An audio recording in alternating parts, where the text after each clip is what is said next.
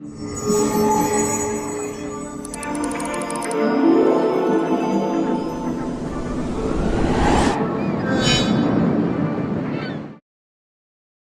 This is जय and welcome to मैंसॉफ्स। ये है हमारा लेक्चर 16 चैप्टर 3 के end of chapter exercise question number 10 से लेकर 12 को यहाँ पे करने वाले हैं।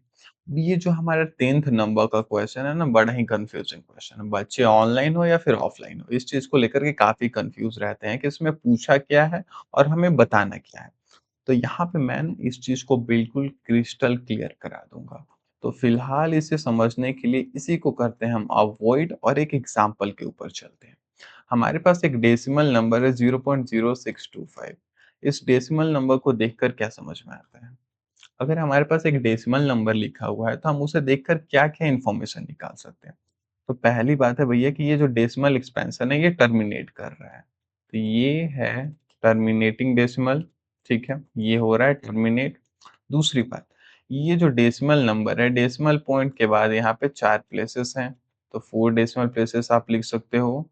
4 डेसिमल प्लेस। और एक और चीज, इसका जो लास्ट है डिजिट है ये नॉन जीरो है, तो नॉन जीरो लास्ट डिजिट।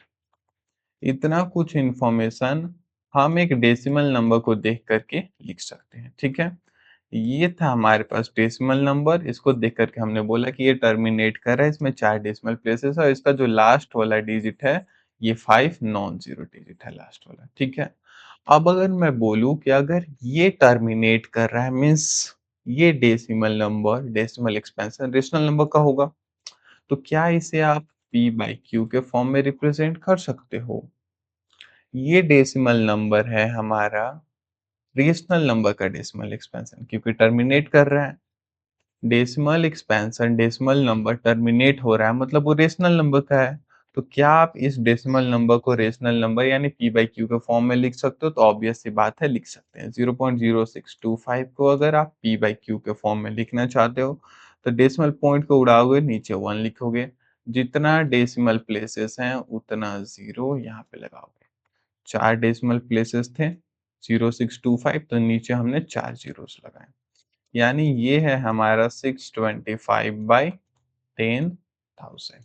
ये जीरो जीरो है तो जीरो जीरो नहीं भी लिखोगे तब भी हमारा काम चलेगा, यानी 625/10,000। ठीक है, डेसिमल नंबर हमारे पास था 0.0625। रेशनल नंबर का डेसिमल एक्सपेंशन था तो हमने इसे लिखा p बाई क्यू के फॉर्म में 625/10,000। अब सुनो, अगर वो टर्मिनेटिंग डेसिमल एक्सपेंशन है तो p बाई क्यू के फॉर्म में जब इसे लिख रहे हैं तो ये जो डेनोमिनेटर है इसका प्राइम फैक्टराइजेशन करोगे तो इसमें 2 का पावर m, 5 का पावर n या फिर 2 और 5 दोनों साथ में आ सकते हैं प्राइम फैक्टराइजेशन में। ठीक है, तो यहाँ पे आप ये चीज कह सकते हो ना कि अगर मैं 10,000 का प्राइम फैक्टराइजेशन करूंगा, p बाई क्यू के फॉर्म में लिखा हूँ, q का प्राइम फैक्टराइजेशन कर रहा हूँ, तो यहाँ पे 2 का पावर 4 और 5 का पावर 4 आ रहा है। 2 का पावर 4 और 5 का पावर 4 आ रहा है क्योंकि ये एक रेशनल नंबर का डेसिमल एक्सपेंशन टर्मिनेटिंग है, दैट्स वाई इसका डिनोमिनेटर का प्राइम फैक्टराइजेशन में 2 का पावर 4 और 5 का पावर 4 आ रहा है। ठीक है, अब मेरा एक सिंपल सा जवाब है, क्वेश्चन है, इसका जवाब देना। 625/10,000 है ये। अगर इसे मैं सिंप्लीफाई करूंगा तो क्या ये डिनोमिनेटर छोटा होगा या नहीं होगा? ऐसे सुनो जरा, 625 को स्मॉलेस्ट फॉर्म में लिखूंगा मैं तो इधर 5 से डिवाइड करोगे तो 5 1 जा 5, 5 2 जा 10, 5 5 जा 25 और 5 2 जा 10, ये 2000 होगा। 5 से अगेन डिवाइड करोगे तो 5 2 जा 10, 5 5 जा 25 और 5 4 जा 20, ये हो जाएगा 400। 5 5 जा और 5 8 जा 40, 0।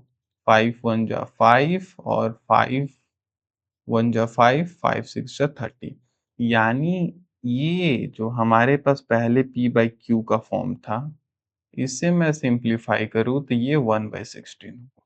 मैंने आपसे क्या पूछा था, ये जो नीचे डिनोमिनेटर है 10,000 सिंप्लीफाई करने के बाद छोटा होगा या नहीं? मैंने सिंपल सी बात ये पूछा हूँ यहाँ पे। कि अगर हमारे पास एक p बाई q के फॉर्म में है नंबर और उसको सिंप्लीफाई करने के बाद जो नंबर आएगा, पहले वाला डिनोमिनेटर और अभी वाला डिनोमिनेटर, क्या उसमें चेंजेस होंगे या नहीं होंगे? पहले डिनोमिनेटर था 10,000, सिंप्लीफाई करने के बाद डिनोमिनेटर हमारा आया 16। चेंजेस हुआ, डिनोमिनेटर पहले 10,000 बड़ा था, अब ये हो चुका छोटा। ठीक है? अब वैसे ही एक और चीज़ मेरे को बता देना कि यहाँ पे ये जो 10 का पावर 4 है, इसे प्राइम फैक्टराइज़ करोगे तो 2 का पावर 4 और 5 का पावर 4 आएगा।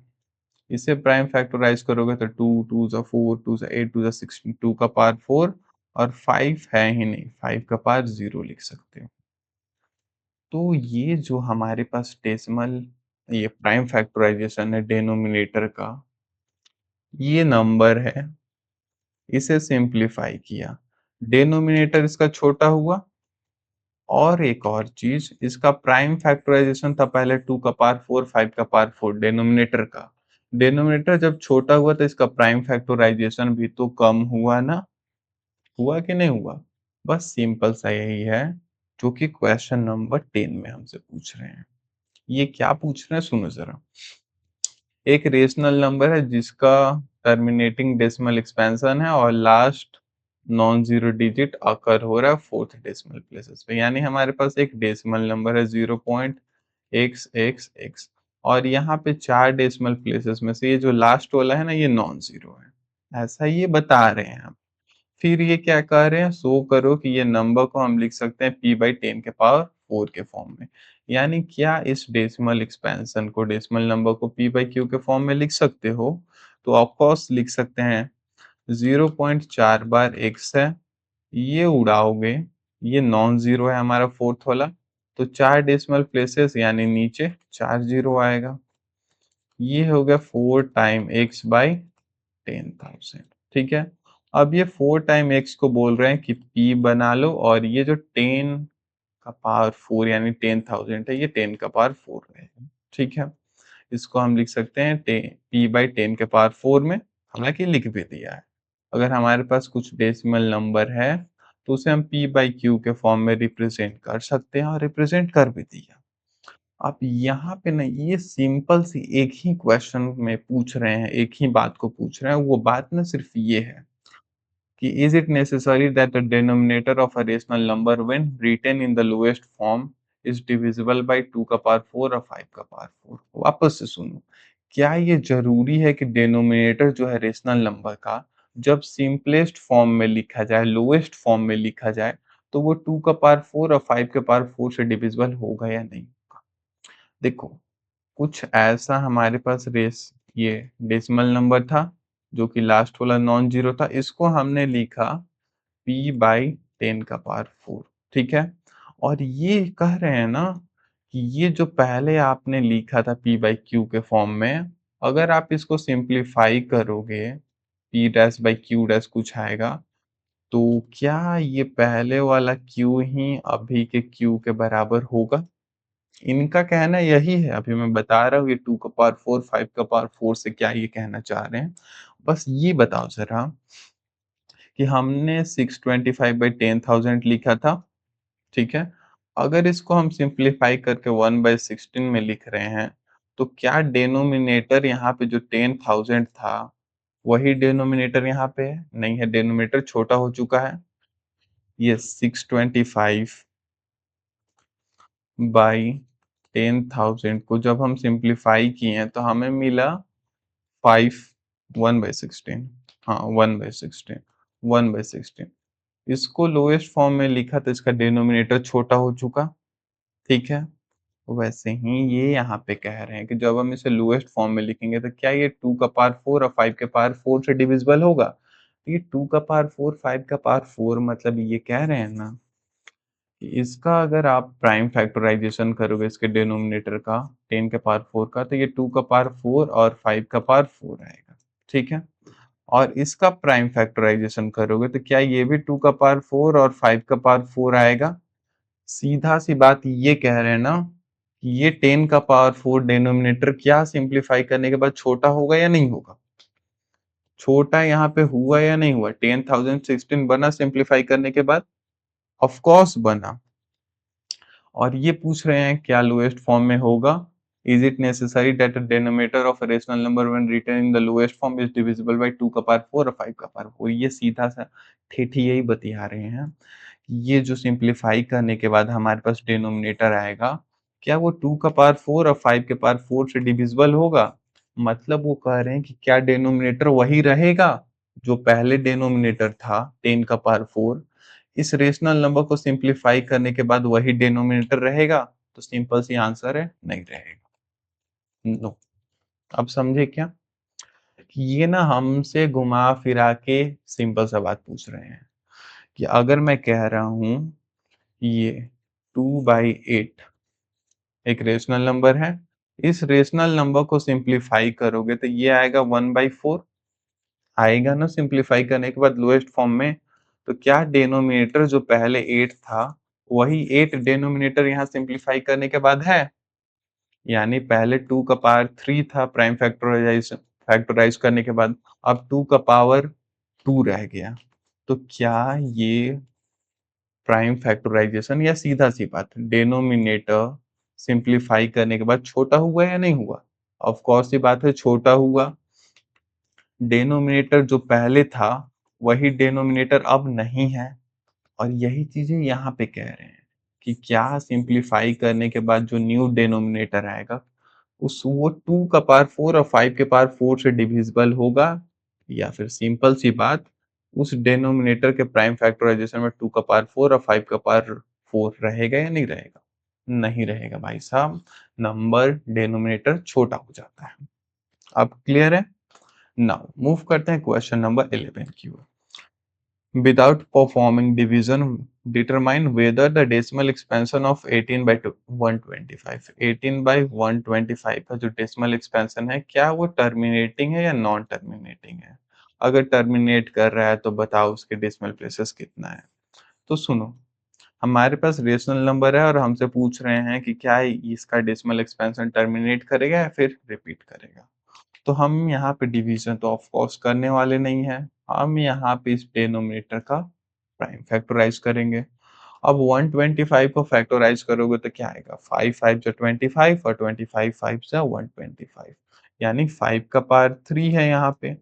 अब देखो डिनोमिनेटर में 2 का पावर समथिंग, 2 का पावर m या 5 का पावर n या फिर 2 और 5 दोनों होगा, तो वो डेसिमल एक्सपेंशन हमारा टर्मिनेट कर जाएगा।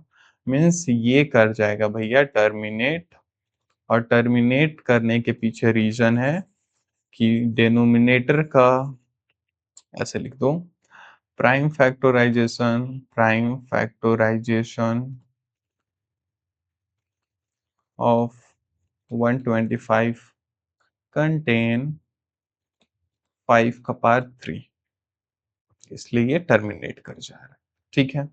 अब दूसरा ये हमसे क्या पूछे हैं, अगर ये टर्मिनेट करता है तो बताओ इसमें डेसिमल प्लेसेस कितना होंगे। तो अगर ये टर्मिनेट कर रहा है 18 बाई 125, इधर जगह नहीं है, तो इसका डेसिमल प्लेसेस कितना होगा? तो सिंपल सी बात है, या तो आप सिंपल ऐसे डिवीजन करके चेक कर सकते हो 18 बाई 125 से, ठीक है, जितना भी डेसिमल प्लेसेस आएगा यहाँ कोसेंट में आप उसे लिख सकते हो, या फिर मेंटोस तरीका दूसरा तरीका है हमारा, ये जो 18 बाई 125 है ना, नीचे डिनोमिनेटर को ना 10 का मल्टीपल बना दो। 10 का मल्टीपल का कहने का मतलब ये है कि 125 को अगर 8 से मल्टीप्लाई करोगे तो कितना आएगा, 125 इंटू का 8 ये होगा, 8 5 जा 40 का 0 प्लस का 4, 8 2 जा 16 16 और 4 20 का 0 प्लस का 2, 8 1 जा 8 और 2 10, यानी 10,000। अब नीचे को 10,000 बनाए हो 8 से मल्टीप्लाई करके, तो इसको बैलेंस करने के लिए ऊपर में भी 8 का मल्टीप्लाई करो। 18 8 से 18 8 जा होता है 144, और 144 बाई 1000, 1000 है, तो ये हो जाएगा हमारा 0.144। यानी अगर आप ऐसा कुछ कर रहे हो 120 18 को 125 से डिवाइड करोगे 125 से, तो ये जो कोसेंट आएगा ना ये आएगा हमारा 0.144, वही मैंने यहाँ पे लिख दिया है। ठीक है। नाउ मूव करते हैं क्वेश्चन नंबर 12 की ओर। A rational number in its lowest form has a denominator 2 का पावर 3 into 5। तो ये एक हमारे पास रेशनल नंबर है p बाई क्यू के फॉर्म में, जहाँ पे q q का प्राइम फैक्टराइजेशन है हमारे पास 2 का पावर 3 इंटू 5 का पावर 1। ठीक है, ये हमसे पूछ रहे हैं how many decimal places will it decimal expansion have. तो इस चीज के डेसिमल एक्सपेंशन में कितना डेसिमल प्लेसेस होंगे, ये समझने के लिए जरा आगे आओ और सुनो।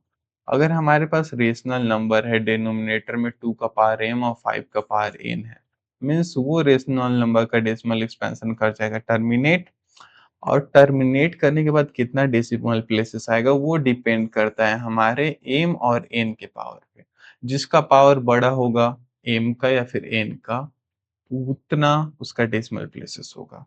जैसे यहाँ पे देखो 2 का पावर 3 है और 5 का पावर 1 है। 2 और 3 में से सबसे बड़ा पावर किसके पास है? सिंपली 3 के पास है, यानी m के पास है। कितना है? 2 का पावर 3 था, यानी इस चीज का जो भी डेसिमल एक्सपेंशन आएगा उसमें ना 3 डेसिमल प्लेसेस होंगे, ऐसे 0.123 ऐसा कुछ होगा उसका डेसिमल एक्सपेंशन, यानी 3 डेसिमल प्लेसेस होंगे डेसिमल पॉइंट के बाद। और ये चीज हमने यहाँ पे कर लिया कंप्लीट, और इसी के साथ ये लेक्चर होता है यहाँ पे खत्म। क्लास नोट्स पिन कमेंट और टेलीग्राम में मिल जाएंगे। Thank you so much for watching.